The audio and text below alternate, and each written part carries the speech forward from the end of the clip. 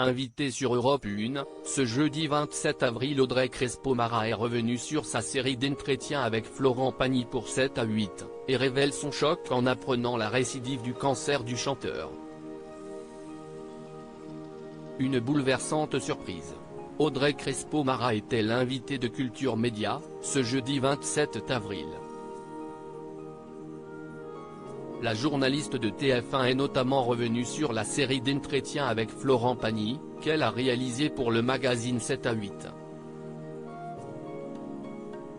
Sur près d'une année, elle a effectivement rencontré le chanteur à 3 reprises. Le but, suivre son parcours de guérison après avoir été touché par un cancer du poumon, détecté en janvier 2022. Lors de leur deuxième rendez-vous, le musicien avait d'abord révélé à son intervieweuse qu'il avait choisi de partir en Patagonie, d'où vient sa femme Azucena, interrompant ainsi un traitement d'immunothérapie. Audrey Crespo-Mara ne cache pas avoir été très étonnée sur le moment. « Moi je m'inquiète parce que je me dis qu'il prend un risque. Mais en même temps, ce n'est pas ma vie, si est-il la sienne, et ce n'est pas mon mari, donc voilà. Et puis, il n'est pas fou, il est suivi, différemment mais il l'est », avoue-t-elle au micro de Philippe Vandel. Audrey Crespo-Mara choquée par l'annonce de Florent Pagny. Mais, malheureusement, au cours de l'ultime rencontre en Argentine, début 2023, s'y est une nouvelle plus troublante encore que Florent Pagny confesse à la journaliste. D'autant plus qu'il ne l'avait pas prévenu avant que les caméras ne se mettent à tourner. « On déjeune ensemble parce que je viens de faire des heures d'avion et de route pour venir jusqu'à chez lui. Dans la voiture, il me dit juste, mais sur un ton neutre, que je vais avoir une surprise dans l'interview.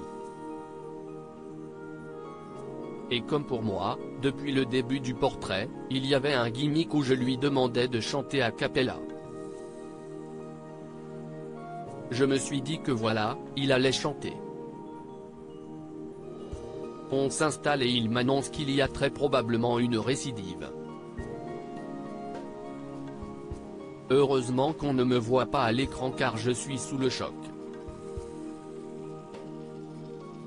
Je suis bouleversé par ce qu'il m'annonce et je le prends dans la gueule, comme les téléspectateurs.